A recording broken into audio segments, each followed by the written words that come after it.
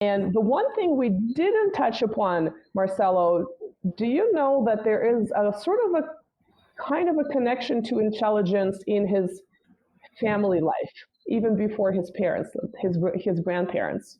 Are you aware of that? Or is this too far of a deep dive for you? That's too much. Too much.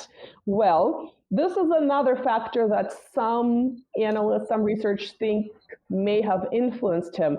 Putin's grandfather, Spiridon, which is kind of a very traditional Russian name, he was a chef, a cook, but he wasn't just a regular cook working in some cafeteria or in some restaurant.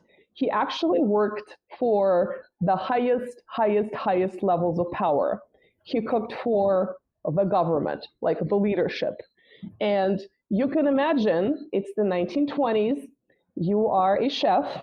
This is shortly after the revolution. The Soviet Union is the new kid on the block, new giant kid on the block. I mean, you can call it, maybe territorially, it's a refurbished Russian Empire, but ideologically, it's a completely different animal. And it's not really recognized by many countries that, fear Bolshevism. It's not, for instance, recognized by the US until the early 1930s.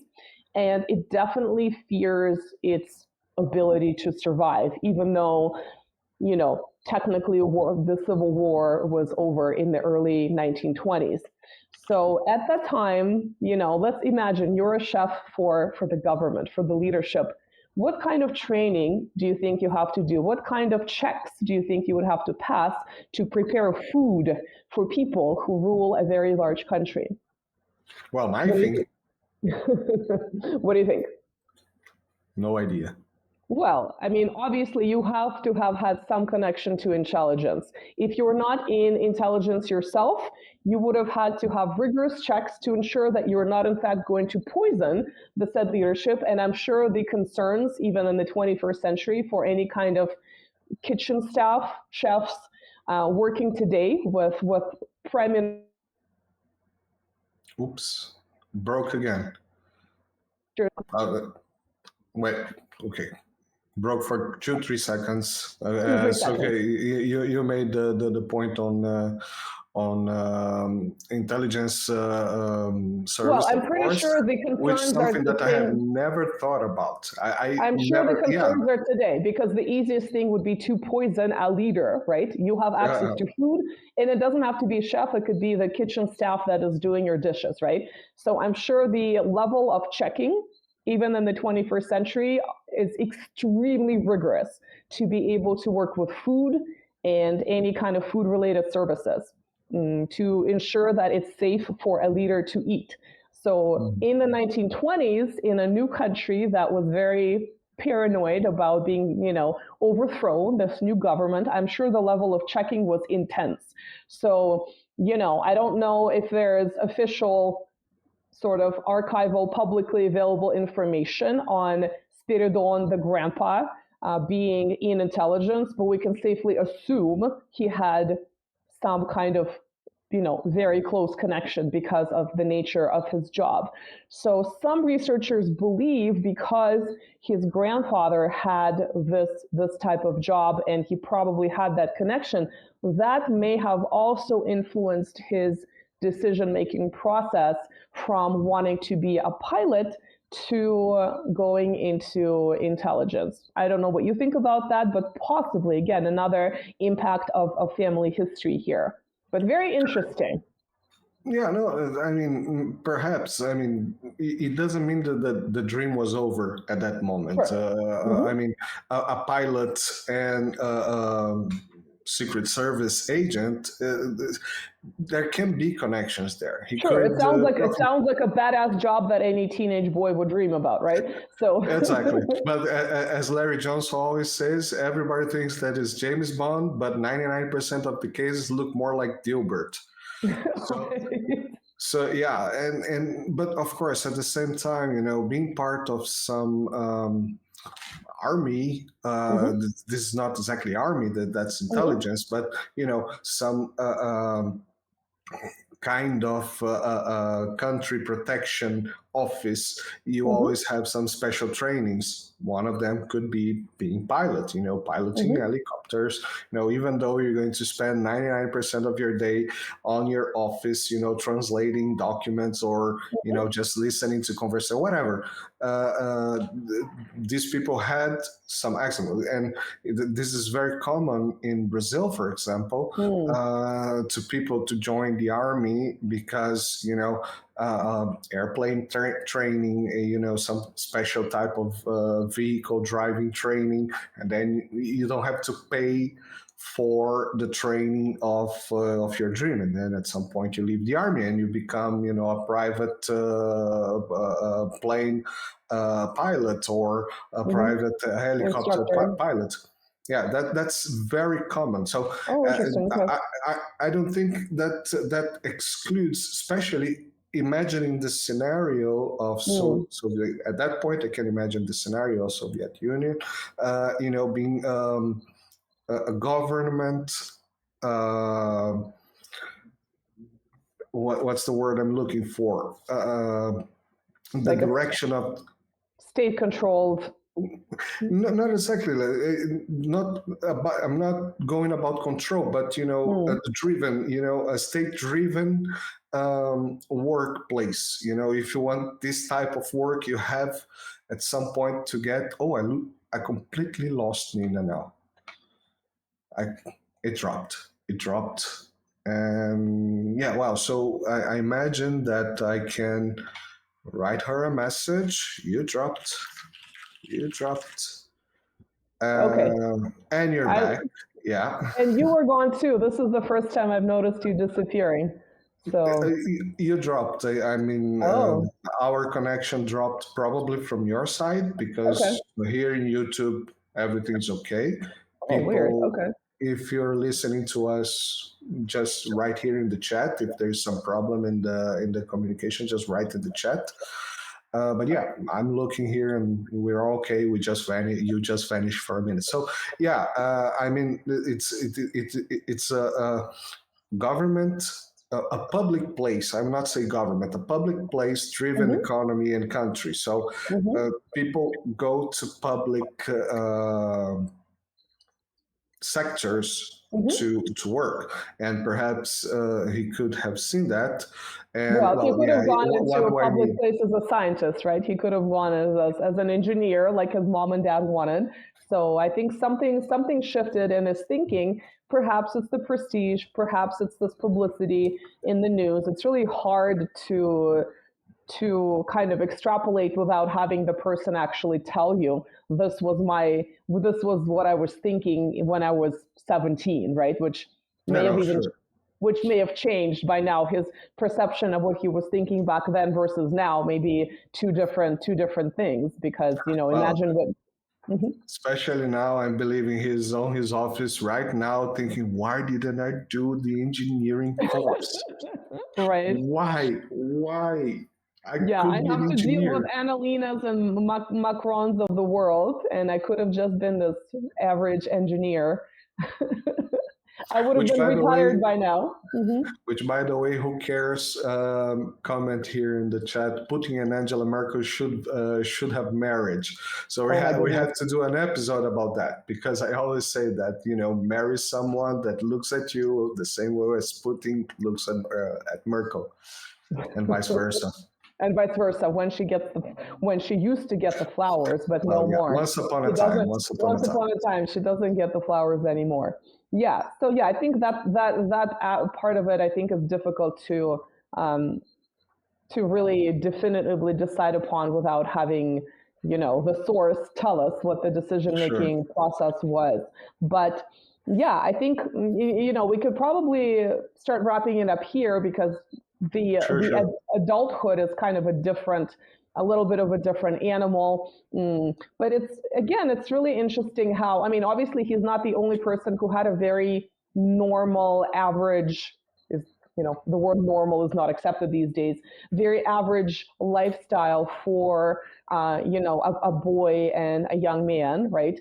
After the turbulence of World War II subsided, compared to other Soviet children, right? So No, So I it's, have a comment here saying that Putin should get married with Dilma Rousseff, who was the president of Brazil. oh my Please, goodness. Sarah, don't make me. Don't make me. I thought you guys would pick some like 20-year-old, and you guys are going after seasoned female politicians. I'm pleasantly surprised because I thought it would be like, oh, he should marry, this 21-year-old pop star. But no, thank God. Yeah. Yeah, Taylor Swift. Oh my goodness. Yeah, let's not insult Putin, please. Yeah, we want something special for our dad, the Tsar, right? But yeah, yeah. So I think it's obviously he's not the only one who's had this really ordinary childhood with going to school, doing sports, very very maybe unremarkable in many ways, and I think when this is jumping ahead a little bit, when he first was chosen by Yeltsin, right? Suggested by Yeltsin, this was a huge surprise to everyone because he was not someone who was known. And I think back at the time, some people were saying that he's almost like this gray, kind of like a gray cardinal who's been behind the scenes, and other people are like, oh, he's so mousy. No one knows about him. Like what is this guy? What is we haven't heard about him. So that was definitely a big change of plans, I would say, for what not just the global leaders but also the people of Russia perceived their leader to be as. So I think that was also a very interesting change. But again, that's part of another story. Perhaps we can do the early years at some point from the 1980s in East Germany to coming back from Germany, the collapse of the Soviet Union, and in the 90s. I mean, that's also kind of a very turbulent time for different reasons, very interesting, but that is adulthood. I just thought that again, as someone who is interested in my own family history, and there's only so much information I can get because some people have simply passed away. I have no physical access to their archives. Some archives are not in Moscow. I would have to go to other cities to even try to access this information. But I do the best I can with what I have, and in that sense, I feel like my interest in history at large and my interest in family history and how my family history fits into the broader history is I can kind of understand, I can relate to this man who is larger than life as we kind of perceive leaders of countries. I can relate to him on that particular level. So that to me is really fascinating, especially something, again, like it's almost like how is he even around? His mother almost died. His father almost died multiple times. His brother did die, and he was born. And again, I'm sure there are other stories like this where someone barely survived, and this child wasn't meant to be, but was born and went on to thrive, right? So probably not the only one, but I guess when we look at political leaders, we have a little bit of a different expectation for them. So I don't know what your take on that is. Yeah, so we have one question here in the chat that it was the first question before we come on air, and then at some point the person Peter Shane asked again, which I don't think is too relevant, but out of curiosity, trivia, that is if the mother of Putin was from Jewish ethnicity. I have no idea. I haven't seen that, but I don't really see what relevance this has, other than jumping into some kind of a particular conspiracy theory, which I personally don't really find relevant. But from my understanding, neither parent was, but that's as far as I know. Perhaps there's some other information. I just don't see that as super relevant to what we're talking about. But I thought this was like some kind of trivia of, in what year and in what date did such and such thing happen? And be like, oh my God, I have no idea. I'm not as prepared as Putin, who shows up with his folder full of 1,000 printed pages. So in that sense, yeah, I'm definitely not. So yeah. No, exactly. I asked just as a trivia because it got me curious to ask the question, and that's it. But as I said just before asking it, I don't see any relevance on the fact, except for, aluminum foil hats to draw extra weird conclusions. Yeah, and today Putin has such and such relationship with Israel. Yeah, I'm not really sure if that's really relevant. So. Yeah, exactly. Now, plus, I mean, he has, at least, doesn't matter, he has proven himself a very orthodox person. So I don't think we have to even walk on that direction. Okay. Well, I mean, we can wrap this one earlier than our usual episodes because this was a little bit different. But if you guys like the sort of more of a storytelling, I mean, obviously it's a true story, but more of a storytelling format but in addition to discussing current relations and certain historical events, definitely let us know. We can do something similar. We can definitely do a part 2 to this, but we can also discuss other events and people in this format. Personally, when I listen to other people in another genre, let's say true crime or some other format, I listen to them in breaks because I'm doing laundry and cleaning and doing all this other fun housework stuff. So my consumption of the content is very disjointed. I personally like that format of learning about something in sort of a storytelling format. But yeah, you guys let us know. It's something that I would like to pursue personally, but of course I'm open to your opinions as well. Yeah, so remember to leave a comment down here in both sites. And thank you to all the new subscribers to my channel. Yeah, a lot of new subscribers with our great interview with Dr. Karim. It was a great video. Hopefully we eventually would enter the YouTube algorithm to actually be picked up organically. That would be the ideal. Hopefully sometime before I die that happens. But don't worry, things come at time. It will. So remember to like, share, subscribe to the channels if you're on the. And let Marcelo know whether you like his crazy Putin baby AI image, which I thought was, at first I thought it was so insane, and then I thought, I'm going to use it because it kind of looks like the AI I used the crazy one. Oh my gosh! This is how we know that we're running out of time because my younger pet decides to come and visit and say, I haven't offered my expertise on this topic. Yeah, well, we can blame the black cat. We can blame the black cat that came into my house that I was telling you about before the episode for all the disruptions. Yeah. It might be true. Remember the Matrix, what black cats means. Right. It's disrupting the Matrix. Watching. I'm not even apologizing for dog presence because it seems to be, it's just going to keep happening. We are all animal lovers here.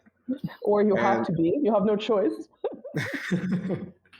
Plus, if you want to help funding the Nina's work, you have the links of Buy Me a Coffee, so you can buy her a coffee via Buy Me a Coffee. You can go on subscribe on my Twitter, where I post sometimes the same, but sometimes different content. But I just got approved, so I forgot that I even applied for this. It's taken forever. Which, by the way, because of this last video, you should be approved on YouTube as well, no? For monetizing. Not yet. No. I know. Not even first year? No.